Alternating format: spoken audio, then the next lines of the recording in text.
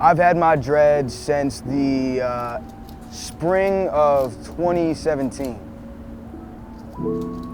It was just a wake-up moment where one day I said, I don't want to cut my hair anymore. I want to keep it as long as possible, and I kind of want to use it as a way of almost documenting my own progress.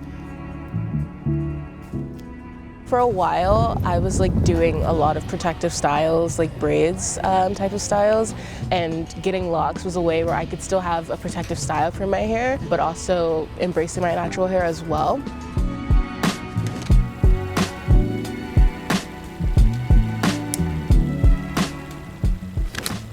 That forming process has always been something that's really near and dear to my heart. I got it when I went through kind of my coming of age, period of my life, and now that I'm learning how to sit with it, it's become kind of a mark of pride for myself. And just every day I look in the mirror and I see how long they've gotten, and it's just something like I've made progress. I know I've just traveled through time and I've done something at least somewhat good for myself, because at least they're staying together, you know what I'm saying?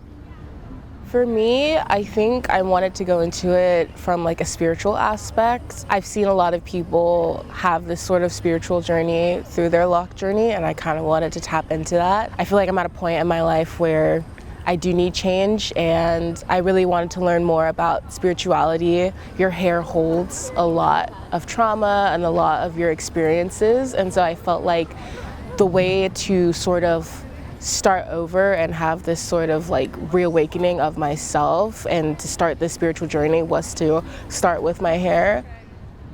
The forming process, interestingly enough, was very communal. I had maybe like 4 or 5 dudes out there just working on my hair, and I got them crocheted. And so 7 hours at least sitting in that chair, people poking and prodding my hair, pulling it up from the roots. You can feel the scalp getting tight. People are pricking their fingers. There's blood in my scalp. I mean, it was a really laborious process, but I think it was really worth it, because those knots that they left have been staying on my head for upwards of 6, 7 years now.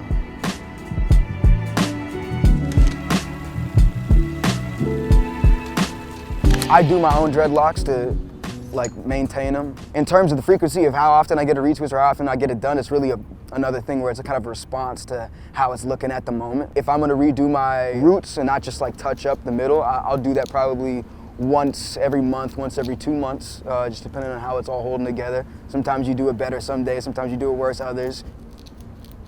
I don't twist my locks myself, but I definitely need to learn. I go and get a retwist. Right now I'm doing every month. It is a little steep sometimes, but it's worth it. It looks great after, and I love it. It takes multiple days for me to make it all the way through my head. On any given day, probably 4 to 5 hours.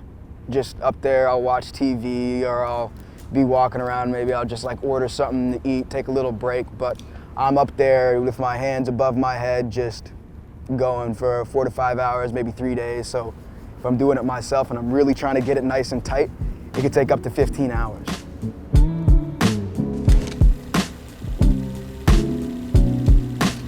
There's a huge connection between self-expression and locks. Figuring out how I want to represent myself to society has a lot to do with my locks. Black women are already paralleled with masculinity and are always compared to just being very manly. Locks have been sort of seen as more of a masculine style, especially when you have shorter hair. So when you're in that starter locks phase, it's really hard to sort of express outwardly your femininity, and finding self-confidence and self-love through going through this masculinity, femininity sort of war is how I'm going to learn to love myself, and in turn express that self-love outwardly. When I first got them in, very plain, but then when I got into high school, I started getting into certain subcultures, you know what I'm saying?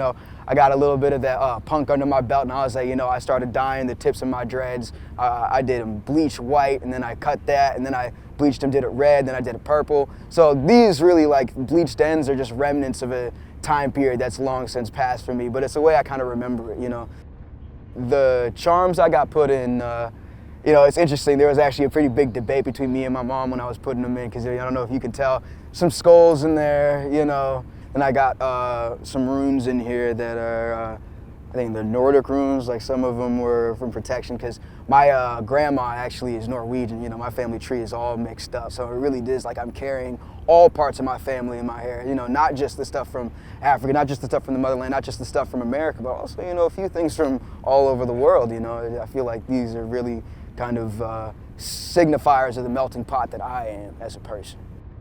Getting locks was definitely a way to sort of strengthen my connection to Black culture, I feel like. Growing up in Texas, like I grew up in predominantly white areas, so I feel like a lot of the times when I had hairstyles, they were to sort of conform to like the whiteness around me, so I would straighten my hair and perm my hair and everything and sort of like damage my natural hair just to sort of like fit in.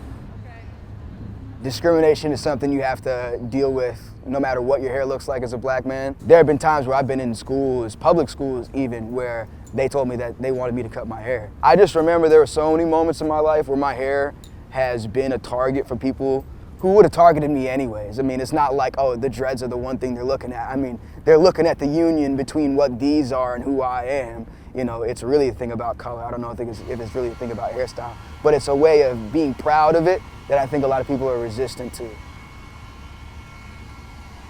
Wearing locks are just, it's so beautiful. It's just so beautiful, and I feel like it's such a huge expression of Blackness. And so now I'm like still trying to figure out who I want to be, but I feel like it has brought me closer to Black culture in a sense.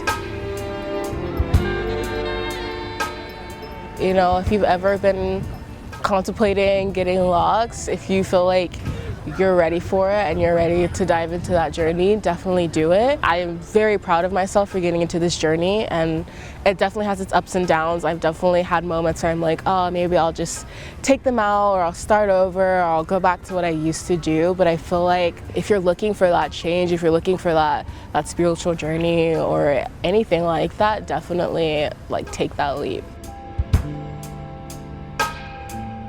It's really hard to tell people how much this plays into your personal confidence. It's one of those things, you know, everybody talks about like the wins they have in their day-to-day. You like get up, you know, take a shower, you know, eat something. It's all the small wins that you tally up to tell yourself you had a good day. I know this is always a +1 for me. You know, no matter what time it is, no matter what day it is, if these are still in my head, I still know that it's an unbroken chain of 7 years. They've gone through all of it with me. This is consistent, and this will always be it.